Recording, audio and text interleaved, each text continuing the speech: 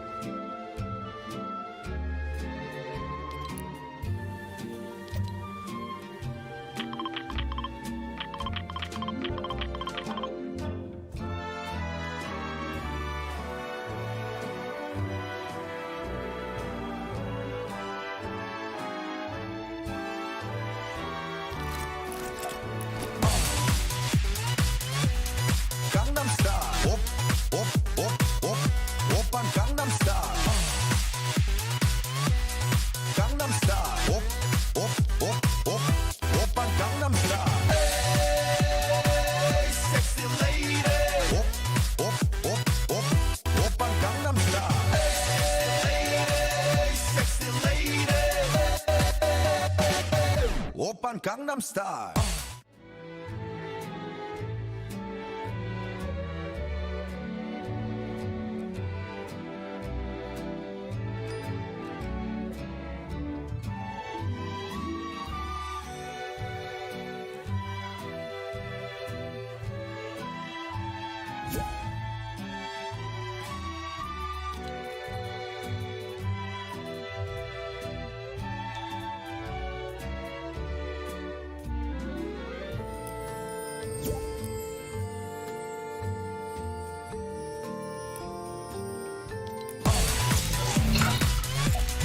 Oh, no way!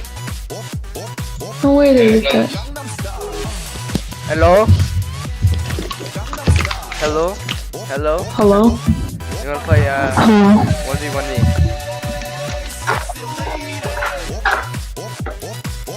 Hi, this is Ein.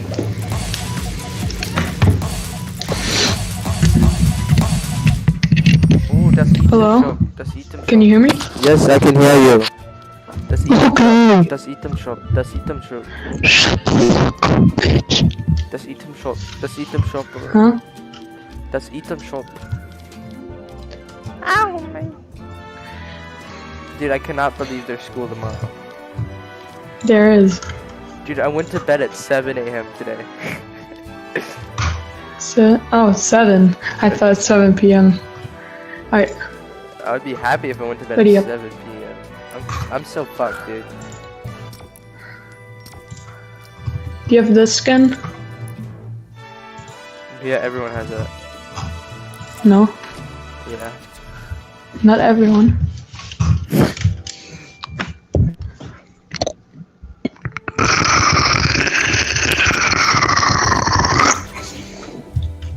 Look how I'm kind of lagging. bro, this Spider-Man skin has like the same body type as me. Get one star. My thing's not even working. Look how Here. Do you have this? yeah. The crane kick. You're the best around. You're never gonna hear me touch it out. You're the best. I can't. What's happening? Ben. What?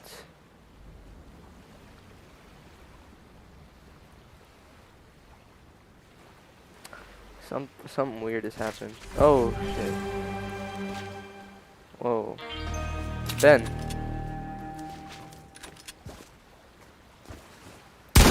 Hello.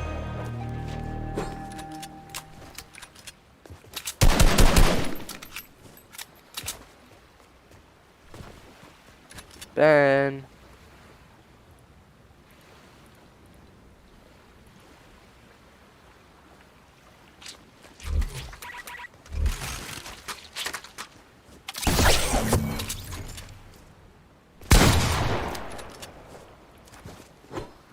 Hello.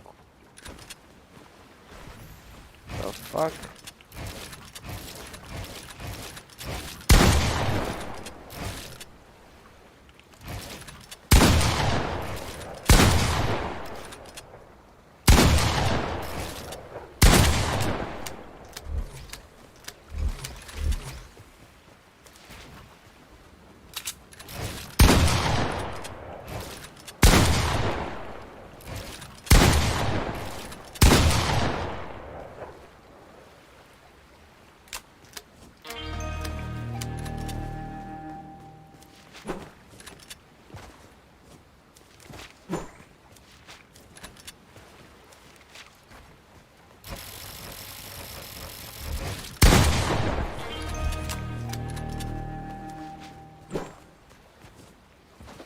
What the fuck?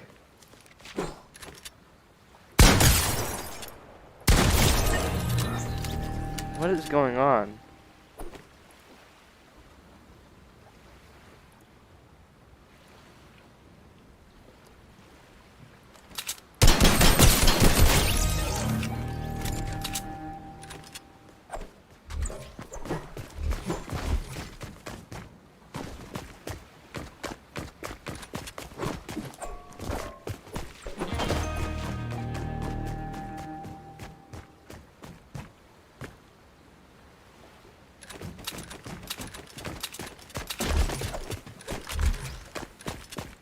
Bro, shotgun and blue AR only, dog.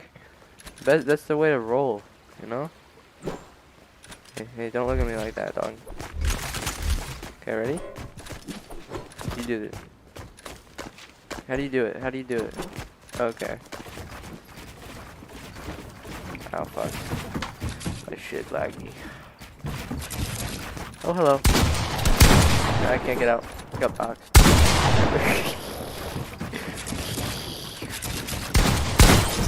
Doesn't count, buddy.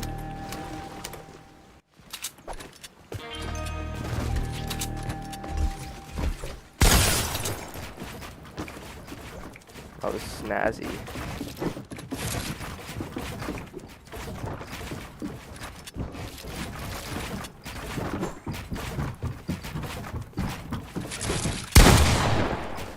Hey.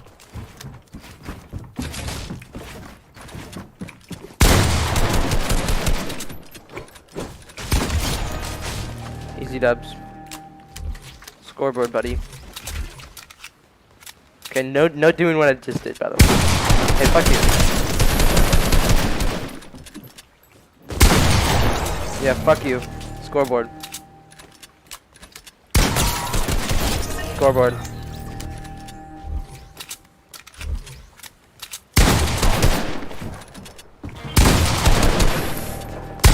Oh, box like a bitch. Box like a bitch. Scoreboard, buddy.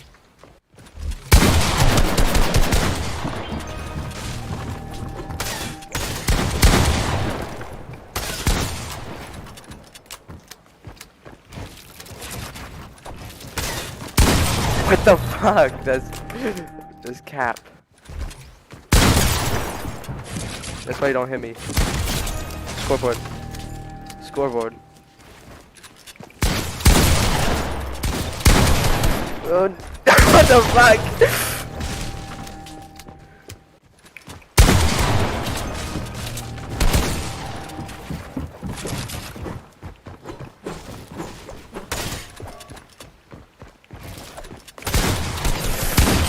Dude, how the fuck do you one pump me? That makes no sense. You have a cheater. You're a cheater. You have literally a gooder pump.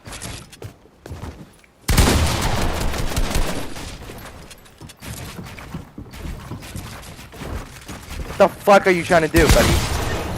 You have a gooder pump. I can't one pump like you. You're literally cheating. You're cheating, buddy. You're cheating. That's hacking. You're hacking. You have a better pump. You're cheating because you're using ass hacks. Because you're so ass. Like no person can get this ass. This level of ass fuckery. I got high ground, buddy.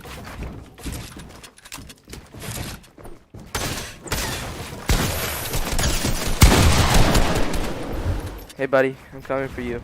You would have died in real life in the game. Yeah, get fucked. Get fucked again. Fucked in the ass. Fucked in the ass.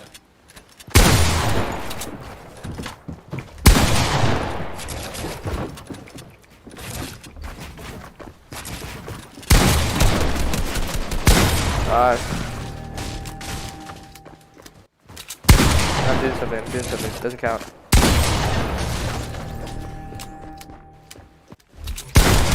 That didn't even hit me. What the fuck? Cheating.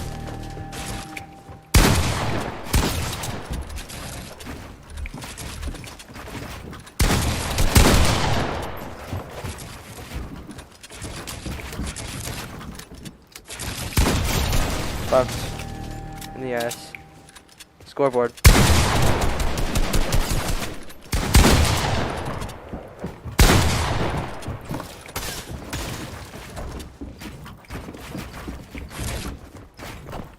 Oh, I just got boxed like a fish.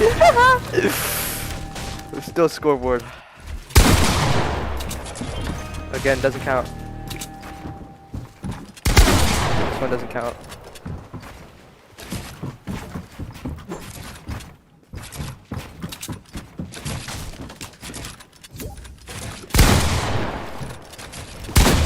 the fuck? It's not unending. Oh, shit. What the fuck?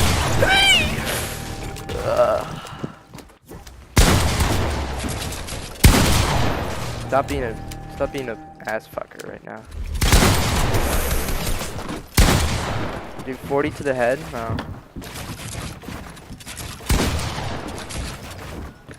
Walks like a fish.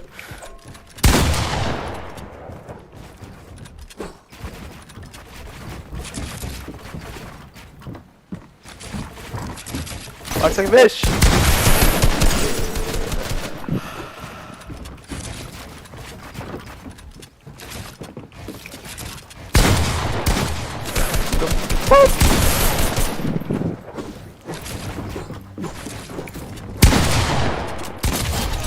Fucking fucked in the ass.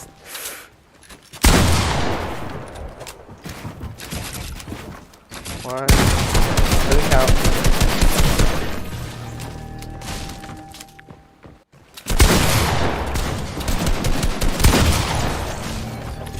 Scoreboard. You do that same shit every time. You're like a robot. But like a AI, or like.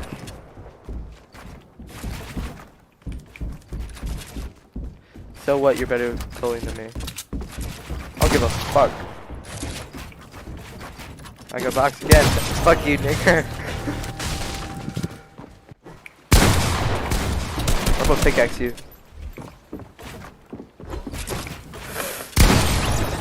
You're a bot, dude. You're a bot. You're a bot.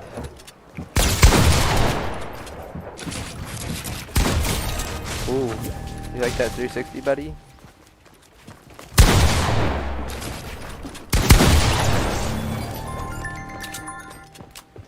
What's up? What? This map sucks balls. I'm playing this like random AI, dude. He's like so bad. He's so bad. He's like licking my balls right now. He's literally like obeying me right now. Like I'm telling him to do stuff and he's just like doing it. He's like... Again, fuck. Fuck. Fucked. Fucked. Fucked. I'm talking to this kid. He's getting fucked so hard right now.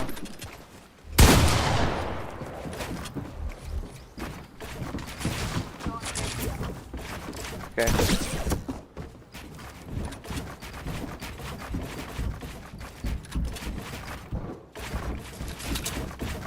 Yeah, nice cone, buddy. I could do that in season 5. You stupid bitch. I wanna box you like a fish. Fucked in the ass. Fucked in the ass. Do the BHD one. You put it on public, I think that's the problem.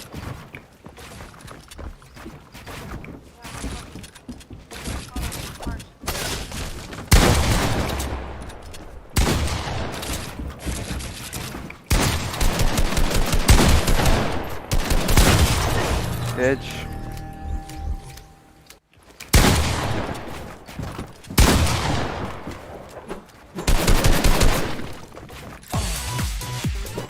Stupid bitch.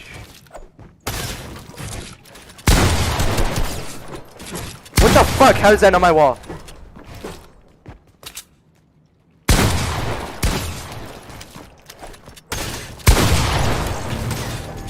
Again, you're a bitch.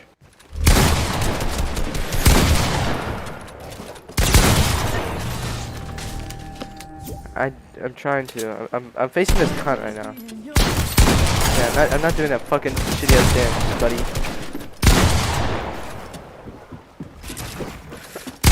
Yeah, I'm trying to pickaxe you. You're not good.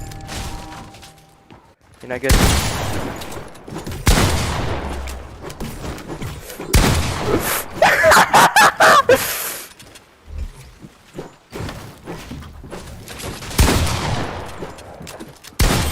You're not good.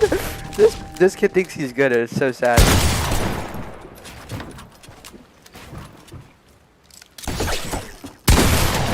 Come here, buddy.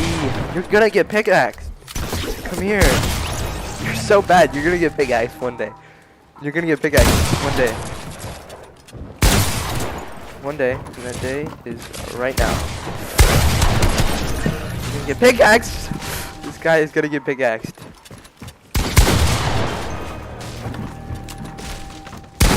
Oh yeah, fuck you.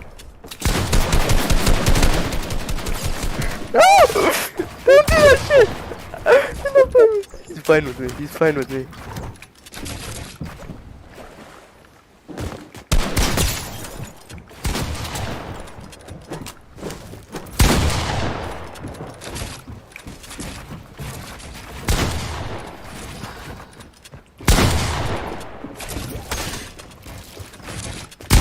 Fuck you.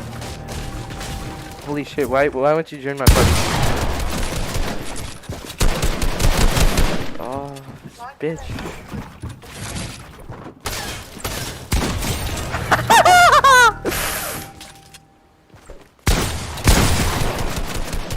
Here, you fucking cunt. This bitch thinks he good. Nah, this bitch, he thinks he good. I'm not leaving this shit until I pickaxe this guy. And so, or he pickaxes me. It's whoever pickaxes me. I don't care about the scoreboard. I just care about the pickaxes first. And that's. No, dude, he was at one pickaxe left.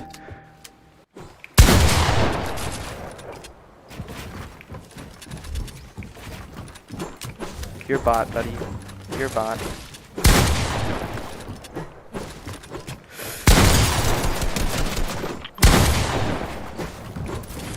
I'm literally trying to pickaxe this kid. There's no way he hit that.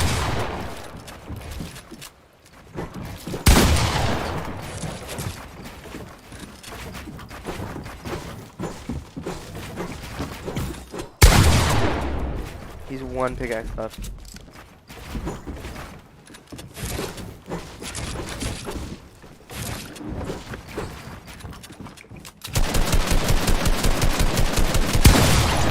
Bitch, you're cunt.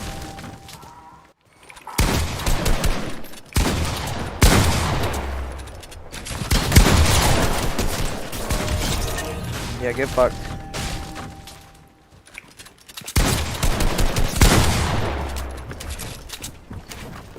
Get the potato. Yeah, you're potato, buddy. Hop off the game. Hop off the game. Go outside. Go outside. Sit down by the fire. Your bestie and my bestie.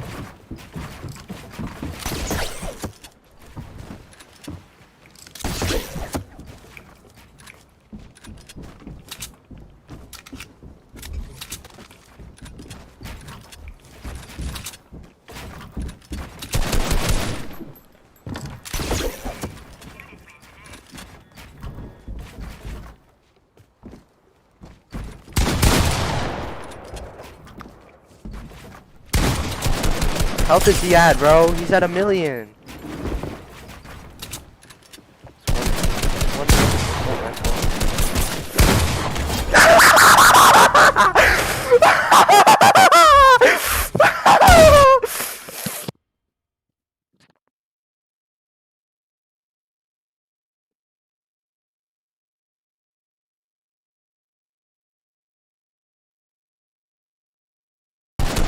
Health is he at, bro? He's at 1,000,000.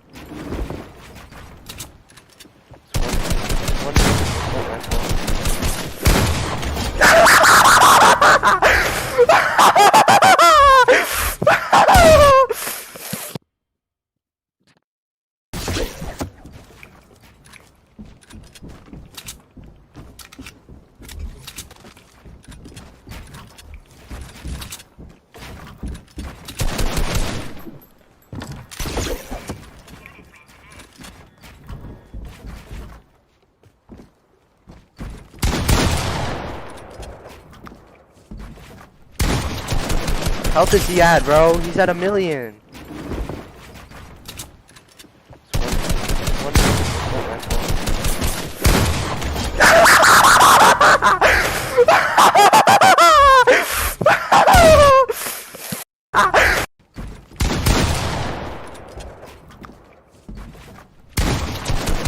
health is he at, bro? He's at 1,000,000.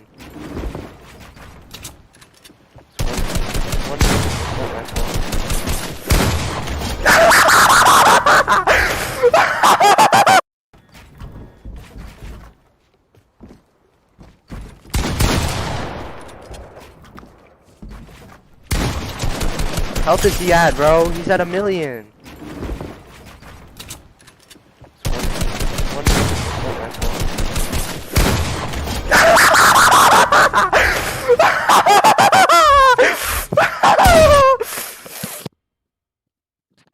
Million.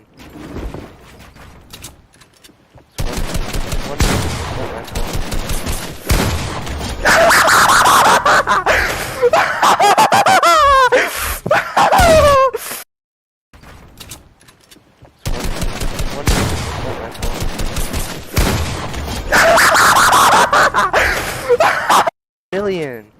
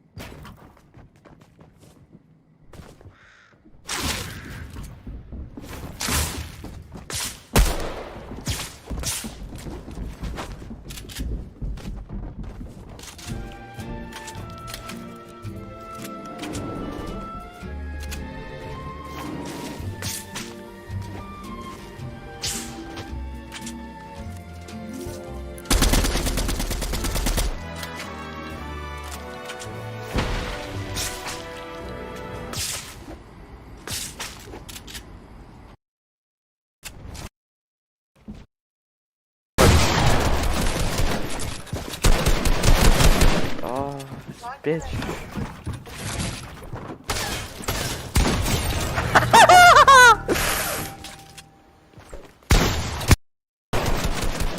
Here, you fucking cunt.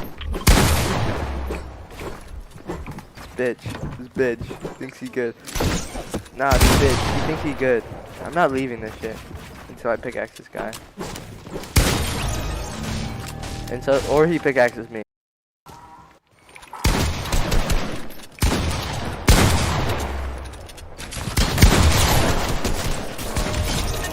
Yeah, get fucked.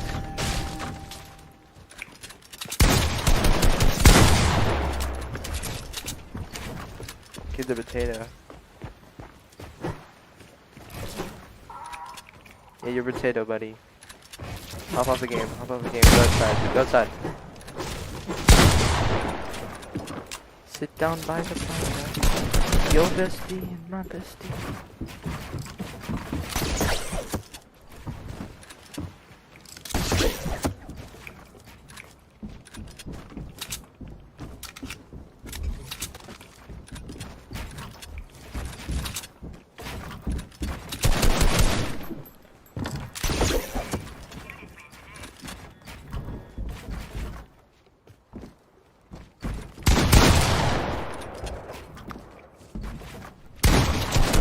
Health is he at, bro? He's at 1,000,000.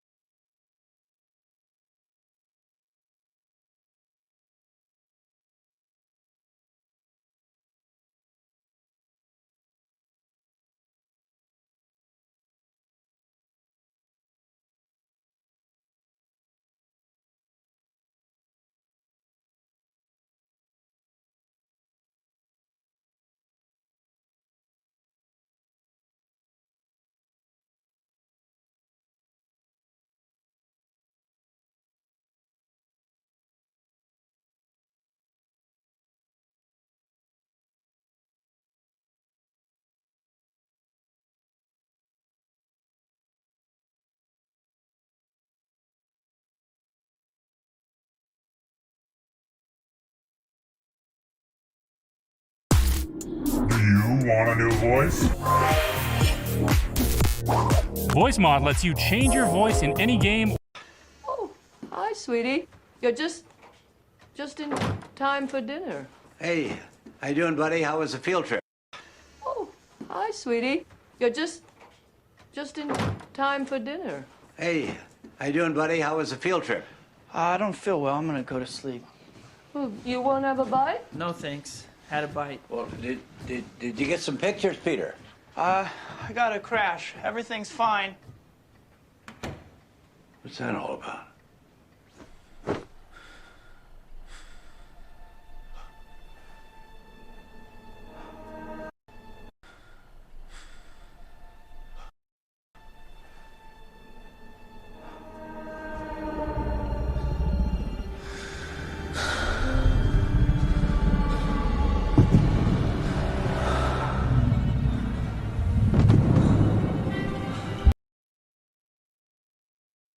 Following the death of his wife, Mary Jane, Spider-Man dons the black costume once again and kills the Kingpin in What If Spider-Man Back in Black.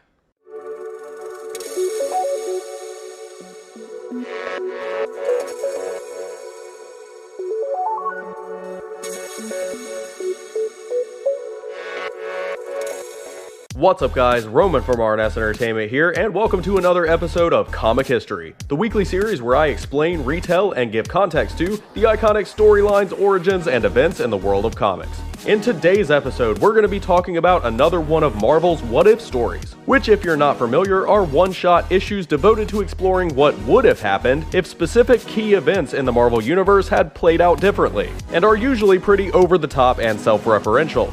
I've covered several Marvel What Ifs so far, including What If Green Goblin had the Infinity Gauntlet, What If Flash Thompson became Spider-Man, and What If the Venom symbiote consumed Peter Parker following the Other. So if you like seeing these alternate universe one-shots, make sure to go check those videos out as well. What If Spider-Man Back in Black explores the question, what if Mary Jane had been shot instead of Aunt May in the Spider-Man Back in Black period following Peter Parker revealing The Amazing Spider-Man number 542, which was published in 2007, witnessed an epic confrontation between Spider-Man and his secret identity to the US government. Peter Parker found himself at odds with Tony Stark and his registration agenda. The decision to leave Stark's side made Peter a fugitive, forcing him to hide in a motel with his wife Mary Jane and his Aunt May. Returning to the motel after the conclusion of the superhero civil war, Peter was met by an attempt on his life. He acted quickly enough to save himself and Mary Jane from any harm, but the bullet meant for him struck Aunt May instead. Peter rushed her to the hospital and resolved to do the only thing he could, hunt down the men responsible. After giving May a transfusion of his blood, Peter headed for Rikers Island to confront the man responsible for her condition, Wilson Fisk, aka the Kingpin of Crime.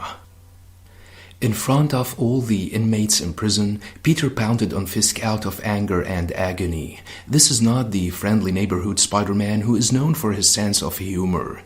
This Spider-Man is scary and shows what he can do when he decides to hurt someone.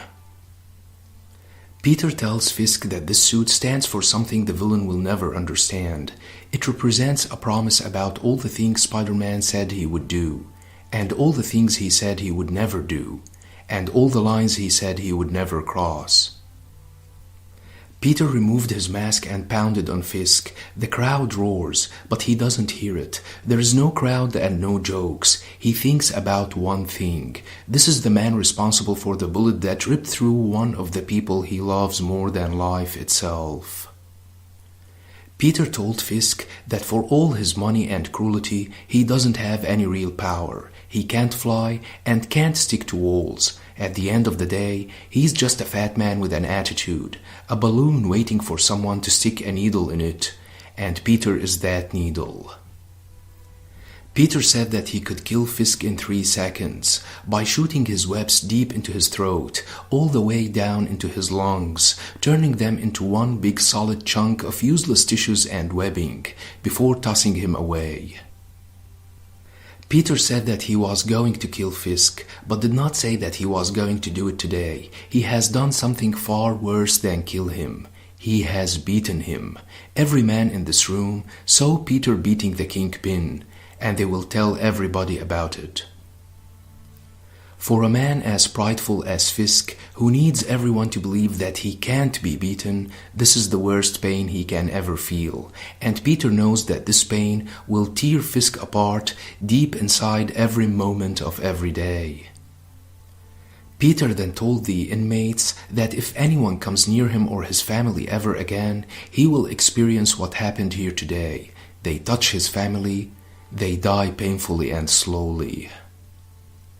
Peter asked Fisk to pray for Aunt May, to convince God to give her every possible second of life, because if she dies, Peter will come back and kill him. Although he easily destroyed the Kingpin, Peter was still holding back, because if he wanted Fisk dead, he could have killed him in seconds.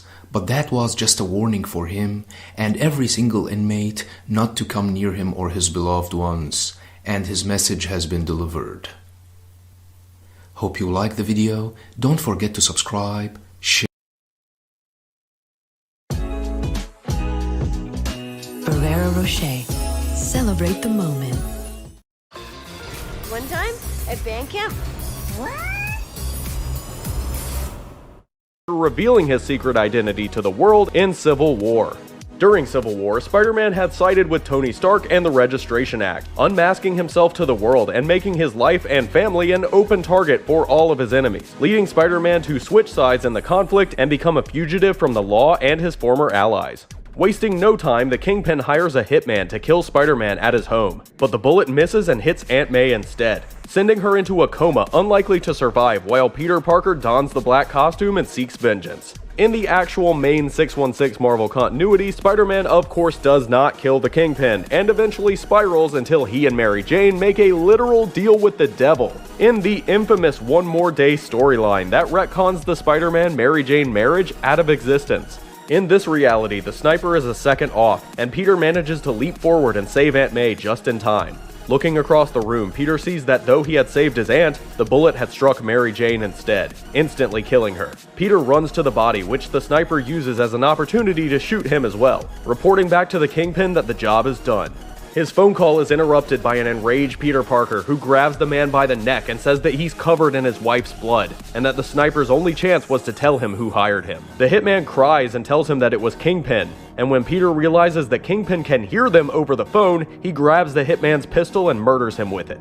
Kingpin, who had orchestrated the entire hit from prison, casually arranges to get in touch with both the FBI and his own people on the outside. Meanwhile, Peter is freaking out, and in trying to not be crushed by the guilt of being responsible for Mary Jane's death and killing someone, he decides that this is all Kingpin's fault and crawls off the rooftop. Peter returns to the apartment and tells Aunt May that he killed the hitman, and when she tells him that he has to go to the police, he says that because of the Registration Act, he's still a fugitive, and that because Kingpin was already in jail, the police can't really do anything to him anyway. Peter locks himself in his room and tells Aunt May that she needs to go to the Avengers and get Jarvis to help her, and though she pleads with him to stop what he's doing, saying that he was a good person both as Peter and Spider-Man, he emerges wearing the cloth version of his black costume he wore after being separated from the Venom symbiote, which I covered in my very first episode of Comic History, The Origin of Venom, and says that Spider-Man had been born when he had looked away from something bad and allowed Uncle Ben to be killed. He swings away, saying that he loves Aunt May, but that he can't look away again.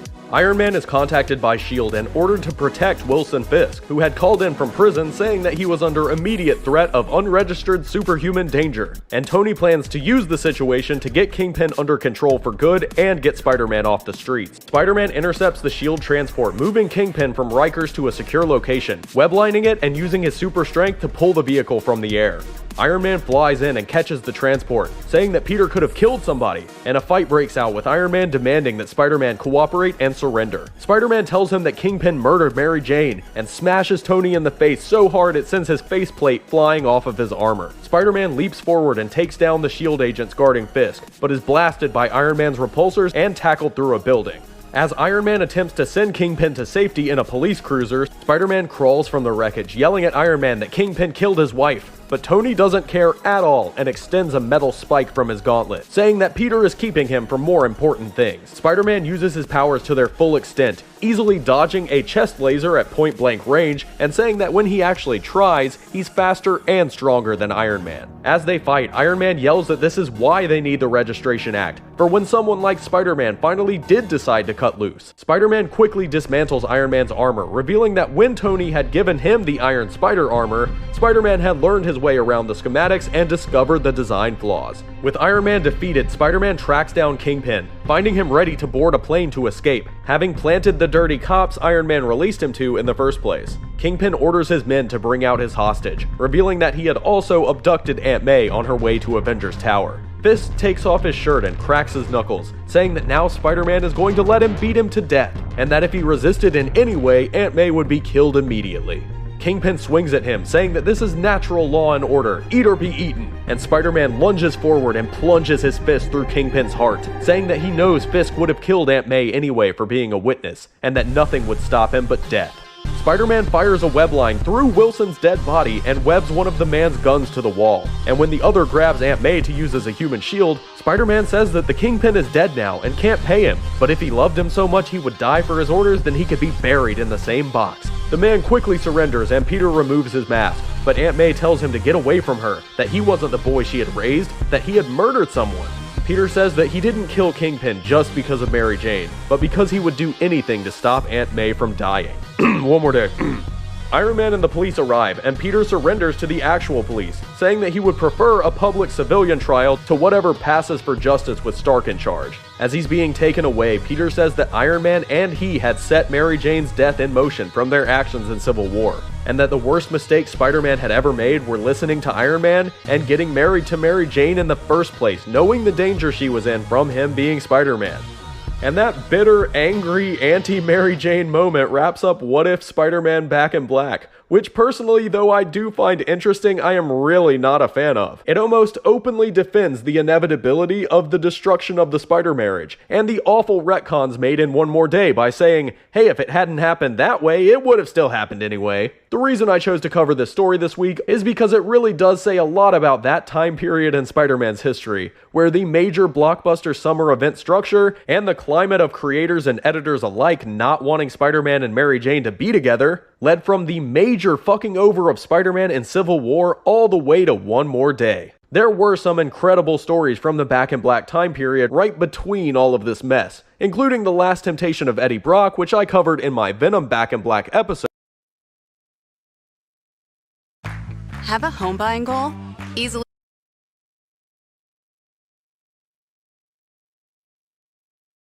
compare and find the smartest mortgage on NerdWallet.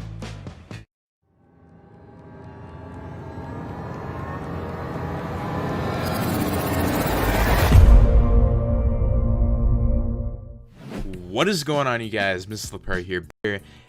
And What If issue 7. Now, this is a number of parallelers in, the Marvel timelines. We've seen Flash actually become Spider-Man like multiple times in different What If comic books, but in this universe it gets very interesting. Peter is sitting at the lab and then he actually gets knocked aside by Flash and he actually makes fun of him, and he talks about how he actually wants to get these chicks, and then he moves him aside, and then the spider would eventually hit the radioactive machine and it would go onto Flash's hand and he would get bit.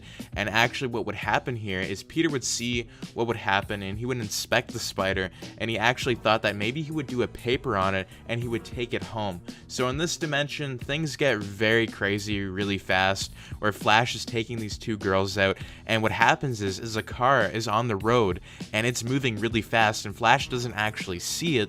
So what happens is the car almost hits him, but Flash manages to move the car out of the way very fast and picks it up, throwing it on the ground, and the guy in the car is just very shocked at what happened, and even Flash is like, he can't even believe it. He's like, holy, somehow I felt like I was strong enough to do that, and he did it anyways, and he almost actually beats the guy up and he takes him out of the car, but the guy would end up running away, and things get very, very interesting again very quick, because, you know, he's asking the question, like, maybe it was the spider bite that's giving me, like, this power, like, why am I very strong? And, you know, he thinks that maybe he can go to Peter Parker and talk about, like, what is actually happening here. And he would take the two girls to this wrestling match, and he ends up seeing the paper where he can fight Crusher Hogan for $100, and he actually would. And Crusher Hogan would fight Flash Thompson in this alternate reality, and he would, no joke, take him out, and then he would put him in a headlock. And what would happen here is he would make fun of Crusher Hogan,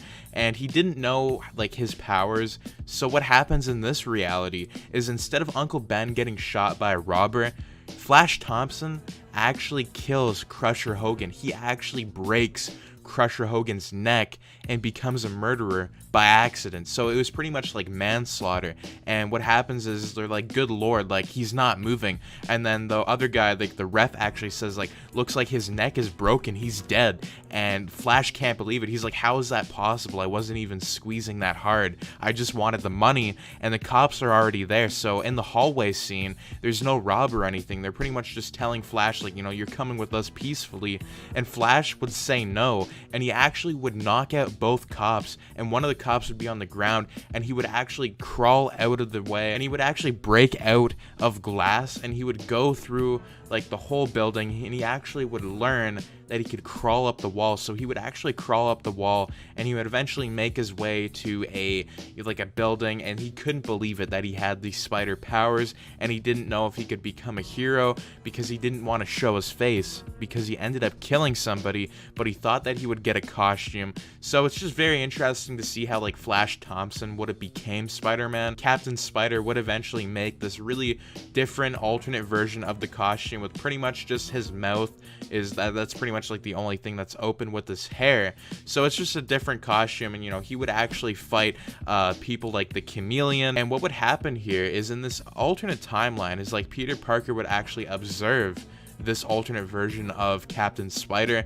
and he would see that like what he was doing and stuff. And Captain Spider would eventually come across a robbery that would actually have the Vulture, and the Vulture would be very powerful in this alternate timeline, because Captain Spider in this universe, he didn't really know what the heck he was doing when he was fighting. So he would fight all these thugs, and what would actually happen here is Vulture would kick him back in the neck, and then he would fight the Vulture in the air, and the Vulture would end up actually beating the crap out of him, because the Vulture knew that Captain Spider, like, he didn't know really what he was doing. So he would try to get him up in the air even further, because he knew that his webs wouldn't actually be able to catch him in the air. So what happens is he pretty much calls him a fool, and that he was an actual idiot, and that he possessed a weapon that, like, he didn't know anything about. And what he actually does here is he would kick him back, and he would fall to the ground, and Peter Parker would actually see this fight in the air, so he couldn't actually believe what was going on. So he would actually unmask Captain Spider, and then he would find out that Captain Spider was actually Flash Thompson himself, and he couldn't believe his identity. Like, this big hero ended up looking up to was actually the high school bully. So he takes the mask off, and he is just enraged, and he can't even believe it that he's dead, like he actually died. So the Vulture in this alternate timeline killed Captain Spider, so Flash Thompson actually fell to his death. You know, Uncle Ben would actually live, but like Peter Parker's idol, you know, Captain Spider, would eventually die, and then he would meet that it was actually Flash Thompson. So it's kind of like very interesting, a really different take on the story for sure, if Flash Thompson ended up becoming Spider-Man. But if you guys did enjoy this video, do make sure to subscribe.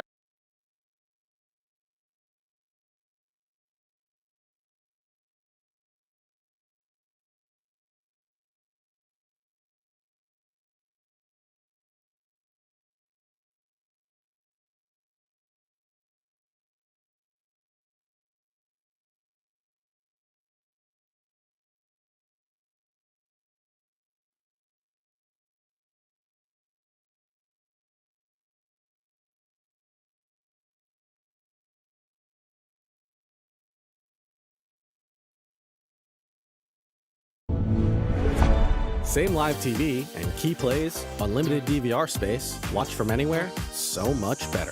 YouTube TV. Try it free. Oh, how we long for Old Spice.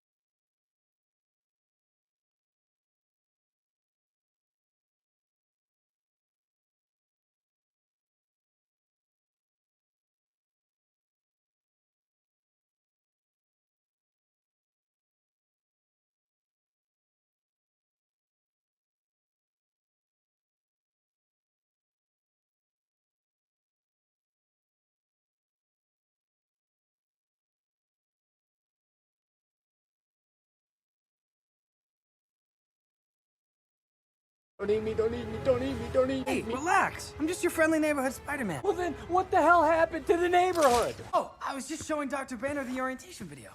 Splitting up? Do you guys just not have horror movies in Wakanda? Giant slingshot. I've got an idea. Make sure the brake lock is engaged.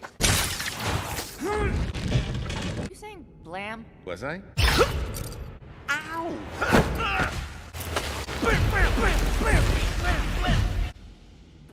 You lost Happy. No, not happy. Come on, guys. I think I have about 4,000 pounds of thrust here. Ready to disengage the brake. On my mark.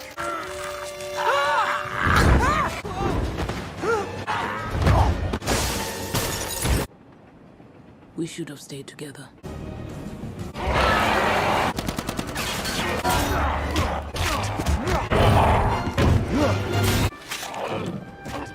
Practice, I guess. My mom, dad, Uncle Ben, Mr. Stark, now Happy.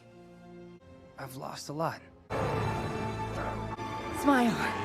Smile for me, okay? The beach. Burial grounds. No, oh no! I'm so sorry. I didn't mean to do that. Spider Boy, come on. So at AT&T, everyone gets our best deals. Aren't others doing that? Others say that, but not everyone gets the best deal. Like, what if I give you a lollipop? What is happening, Nerd Squad, and welcome back to Top 10 Nerd, the nerdiest channel ever. God, so nerdy. At one point or another, we've all wished that we could original this summer with the smooth voice of Jeffrey Wright to accompany, because 4 + 1 is 5. See, we're all right here, we're pretty good. The Bugle doesn't hate on Peter. He's actually loved and respected in this story, and it's a good start for the web slinger on this long what-if journey, but it's about to get so much more dark. Number 9, what if Spider-Man had rescued Gwen Stacy? Now, issue 24 starts getting into the darker, but also kind of positive notes. See, instead of Spider-Man not catching Gwen with his webs, he ended up jumping off the bridge himself to rescue her, and then after that, well, love is in the air. She's alive. Things are obviously much more positive. He proposes, he reveals his identity to her. Things are looking quite nice. They're so good. And on top of that, Harry and Norman reunite. Harry found out about his father's secret identity and put his life on the line in order to save his father. So they worked it out as well. So far it's like yes and yes. So far, so good. Now, when Peter and Gwen get married at the ceremony, they're doing the cha-cha slide, drinking some champagne, having a great time, and then J. Jonah Jameson just waltzes in with a bunch of police officers with footage that reveals Peter Parker as Spider-Man. Also, what a dick. Like, that day? Do it tomorrow. Do it the day before. I don't know. The wedding? Not nice. Now, this was the same tape that brought Norman and his father together, and it's the same tape that made Peter have to run for the rest of his life to protect the ones that he loves. It starts good, ends bad. Classic Peter. Number 8, what if Uncle Ben had lived? Okay, still in volume 1, now in issue 46, we see another positive scenario unfold, or rather, it starts that way. Yeah, so Uncle Ben didn't suffer from back pain in the storyline, or sciatica, or anything.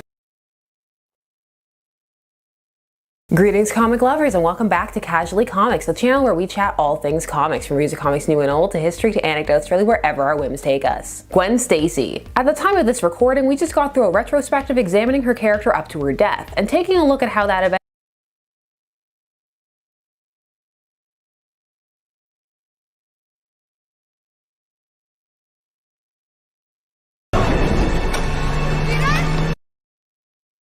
Greetings comic lovers and welcome back to Casually Comics, the channel where we chat all things comics, from music comics new and old to history to anecdotes, really wherever our whims take us. Gwen Stacy. At the time of this recording, we just got through a retrospective examining her character up to her death, and taking a look at how that event mythologized her and catapulted her along a new character path, both in the main verse and especially beyond. Clones everywhere. Now, as mentioned in that video, Gwen's death is a huge moment in comic book mythos, as it is used by many historians to mark the clear end of the Silver Age. It must be noted that there are those who debate this, feeling the Silver Age ended earlier. The reason for this is that the journey from silver to bronze is more of a transition, it's more gradual. It lacks the abruptness of going from gold to silver. You know, that's what happens when you're less driven by fear and regulation. Gwen dies in 1973, and her clone was introduced a couple of years later, in 1975. But there were fans who felt that she he never needed to die in the first place. And we're curious to see what that would look like. Since those Mexican comics that went rogue and didn't kill Gwen, El Sorprendente Hombre Araña, have as of the time of this recording not been translated, what we have to answer that question today is Marvel What If. In our retrospective, I made the observation that Gwen has entered the realm of one of those characters whose growth has been helped by what some would view as an injustice done to her character. But the Gwen who arose out of the ashes of that bridge death was not the same one who lost her life to fatal whiplash. And I do wonder if people would have taken the time to so lovingly examine her had she not been so publicly and controversially slain. So I wanted to take a look at more iterations of Gwen over the years, see if we can chart this change a little bit. And a what if linking directly to the event that mythologized her seemed an excellent place to start. Also, in that retrospective, I mentioned that in the Mexican Spider-Man comics they got married. They did, but it was a dream sequence, alas. What's a crazy dream? We've taken a look at a couple of Marvel What Ifs on this channel, but if you Students with ADHD save 10 hours studying with this Chrome extension. or new, Marvel What If is the series wherein Marvel asks just that question. What if events had unfolded differently? It usually centers around a key moment or character, or on some occasions an event. The concept has had multiple runs, both ongoing and ones that are mini-series. Those ones tend to center around the single event or concept. This tale comes to us from the first run of Marvel What If, which ran from 1977 to 1984. The issue we're headed towards is quite well known, issue 24. What if Gwen Stacy had lived? Although the cover will say, what if Spider-Man had rescued Gwen Stacy? So let's take a look at what 1980 had to say about this topic, and also ask a question that some fans have regarding the function of these what ifs. But before we get started, I'm Sasha, and if you're enjoying this channel, you know what to do. Hit that like button, hit that subscribe button. Join us on this comic book journey. What If Gwen Stacy Had Lived was written by Tony Isabella, with art by Gil Kane and Frank Giacoia. It was inked by the whole world. This story has 6 inkers. I really want to know why. Perhaps I shall go on a deep dive to find out, a side quest as it were. But not today. Today we're staying on the main quest. Let's hop to it. Whatever you do, Spider-Man, don't save her. We open on Main vs. Spidey sitting atop the bridge where Gwen died, mourning her loss. We have a sweet ode to their relationship, or rather the idealized version of their relationship that solidified as the norm post her death. It's the Cliff Notes version of a bit of a tonal retcon, although by the end, right before she had died, they were in a very good even keel. And when their relationship did work, it was shown to be highly idyllic. But I mean, who would go back and read all 91 issues to see how their relationship unfolded? Some kind of madman, that's who. The point is, there were high points in this relationship, and that's what we're focusing on. We're then shown her death again. I guess I came here to tell you I'm sorry. To tell you that a part of me died here with you.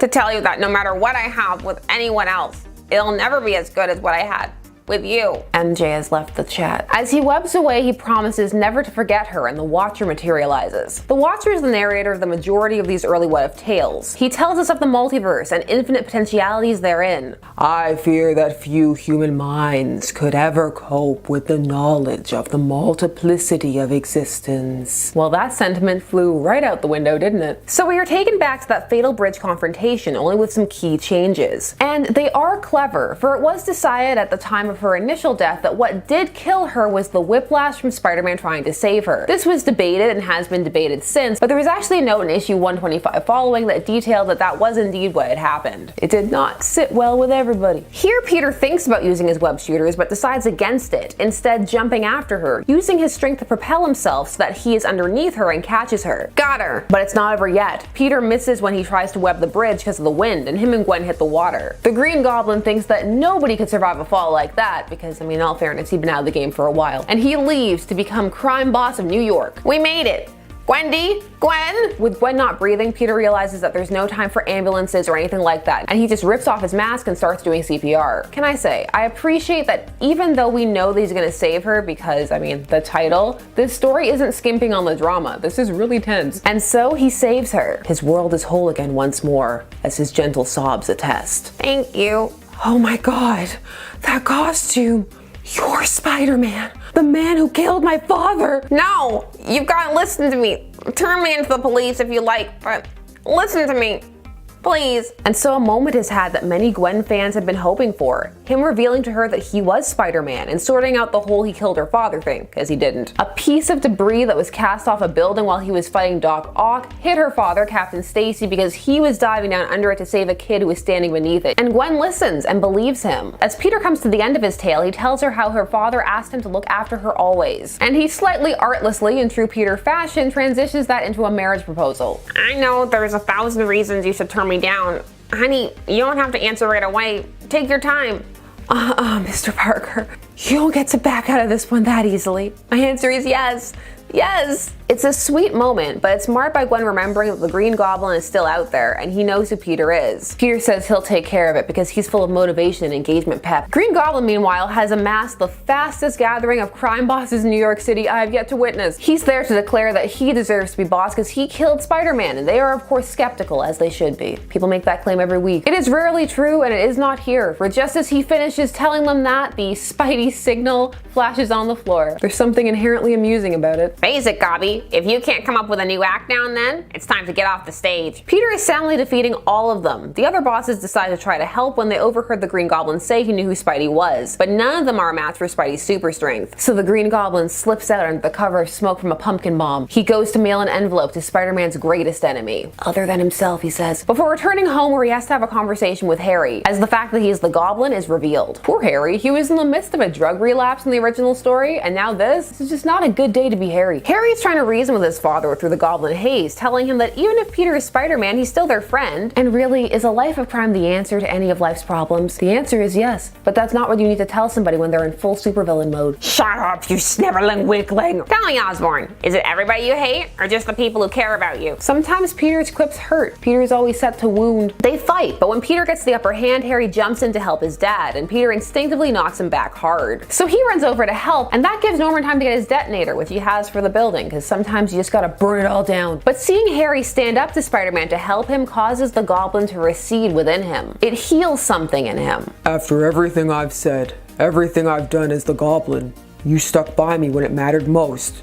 You're the bravest son a man could ever ask for, Harry. Harry getting the respect and love from his father is another moment many fans hope for, and it's warm, touching. The comic is reaching into the cockles of my heart. Harry tells Peter that he's welcome anytime, but right now he has to help his dad. And Peter agrees, feeling optimistic that the Goblin is truly gone for good because of the power of love. Next up, telling Aunt May that they're going to get married, which revitalizes her to plan the wedding. And she plans it at flash level speed because it seems like the next day they're getting married. It's just because there are no time narration boxes. They are never around when you need them, always when you don't. We get a nice moment between Flash and Peter, who are now firmly in the friendship phase. And we gather that it must have been a bit of time because there's a telegram from MJ and Harry saying that they can't make it to the wedding. Because there's a telegram from MJ and Harry saying that we gather that it must have been a bit of time because there's a telegram from MJ and Harry saying that they can't make it to the wedding because they're at a clinic with Harry's father. Before the ceremony, Peter sneaks on Peter, who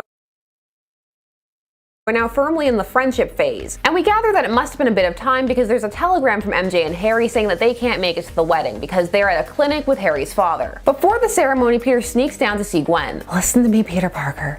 When we go downstairs in a few minutes, that's for everybody else. This is for us. I love you very much, and I'm going to make you very happy for a long time. And so we get the ceremony, Robbie walking Gwen down the aisle, a crying tears of bittersweet joy Aunt May, for if only Ben could have been there to see this. And just as they lock lips as man and wife, in the culmination of their relationship that many had hoped for, it gets ruined. Because of course it does, because we can't have nice things. Jameson bursts in with documents that Green Goblin mailed him, saying that he has proof Peter is Spider-Man. My Peter, that awful Spider-Man. Oh! Of course she can't just faint, as someone says, no, it's much more serious than that. They need a doctor. Is there a doctor at this wedding? One who isn't Dr. Octopus. The police are there, and Peter is ready to fight to defend himself and to get to Aunt May. But Flash says that maybe he should give himself up because people are gonna get hurt. But Peter is not having that. Instead, he dramatically jumps out the window, breaks it and everything. It's great. Jameson feels no remorse for any of this. In fact, he is thrilled, and he is running this as a headline in the Bugle. He's convinced that Peter was playing him, laughing at him the whole time. When Robbie tells him that's madness, and why can't he reconcile that he clearly had the wrong idea about Spider-Man, and that all of his villains are gonna come after Peter now, and I mean, I assume his loved ones, but the story leaves that stone unturned, probably for the best. Who says revenge isn't sweet, Robbie? I've never tasted anything half as delicious. Well, Robbie is disgusted and quits on the spot. You go, Robbie. And he goes over to console Gwen and tells her that they'll do whatever they can to help Peter. Our epilogue sees Peter gazing across the seeming ruins of his life as cops surround his building. The final victim of the Spider-Man curse turns out to be Spidey himself. He wonders if he'll be hunted down like an animal, or will he live to become the menace that Jameson always thought he was. There's a lot to like about this story. There's a lot of love and care put into the emotional payoffs between characters. You feel the love between Peter and Gwen. It's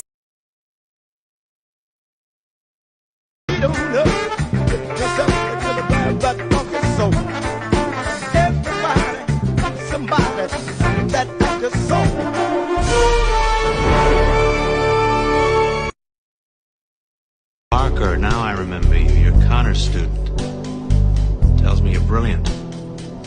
also tells me you're lazy. Trying to do better. Peter? Otto? Well, it's good to see you, good boy. It's good to see you. You're all grown up. How are you? Trying to do better.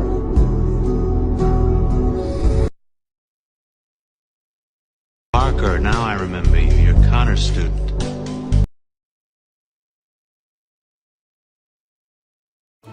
Spider-Man used to make me feel safe.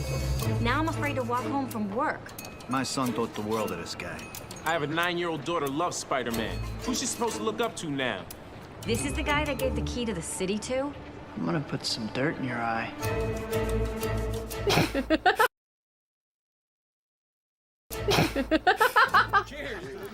That was Sam's idea, the like kind of, that kind of, right? That was actually Ivan's line. Oh, that was Ivan's line? Yeah. The concept of like bringing some jazz to his character and that kind of old school speak. That was you and Ivan? Yeah. That was great. Thanks. Dude, this is my favorite part of this movie is you doing this cookies thing, man. I just think this is so hilarious, the way you talk down to her. It's like... When the first time I saw it, I just cracked up. I couldn't care less about what this guy's saying. Chemistry is not unlike a chondritic meteorite. It was a lot of fun, but it really is a solution to a problem we had, which is we had to have this scene with Doc Connors giving Peter this information, but we didn't think Peter would care so much about what Doc Connors had to say. And it was supposed to be like a scene, you know, where Peter's listening to Doc Connors. So this was our solution. I mean, to that problem. I love that she loves it. Like, that's the best part. Peter? No, of course not. It's really good. It probably came from a question you had about would the character really do that? You know, would he really be interested in this even? And then the scene became, well, where would the character be? He couldn't give a crap. But this was something that you kind of put in late in the game, right, Sam? The whole montage was up in the air for a while with the walking down the street and the cookie scene and all this stuff, wasn't it? Yes. There were a lot of things that we had to do and wanted to communicate. And then Ivan and I, one day, in the writing department, combined them into a montage. We were thinking about the second picture also at that point, thinking, oh, this will be an interesting counterpoint to the whipped lame place he'd been to in the second picture. Was Singing in the Rain and all that stuff. Yeah, exactly. I always thought of Toby in these scenes as like an angry, dorky rock star because he has this eyeliner on, his hair is all shagged out, and he's like very 70s about it and doing weird dance moves. And wow, there's not much to say after that move. I like that you went up there and did that. Yeah. It's really entertaining. There's a geek flair to it, but you actually have some good moves. Well, thank you, sir. The geek flair was not an accident. Oh my God. Had to add that. That was the toughest part of the whole thing. Sam actually kept saying, you gotta bring the cool down. No. I remember that part. Oh, you don't remember that, Sam? Oh, I hope we can get a table.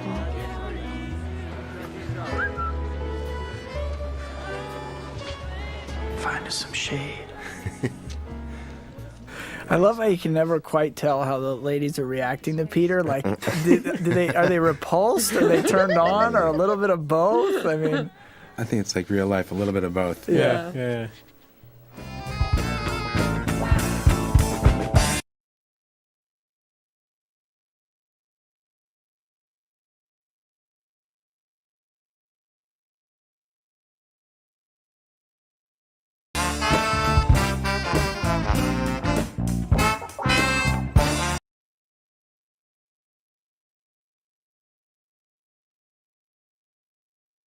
Want to play and get rewards?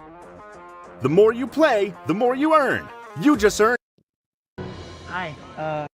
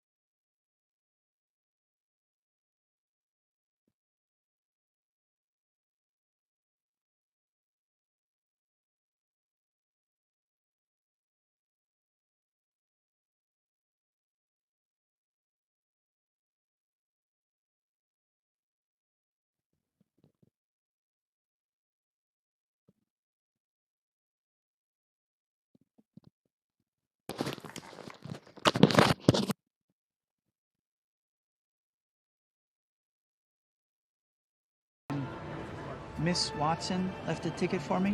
Peter Parker? Excuse me. Sorry. Thank you. Sorry.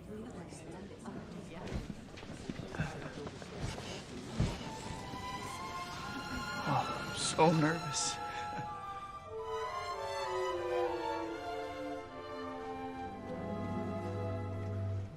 They say that falling You look really pretty. Therefore, I have value. Hey! You keep your fucking voice down! This is it. This is perfect. This is just what you want, isn't it? No. No, that's not what I meant at all. I was Get the hell out of here! I gotta go.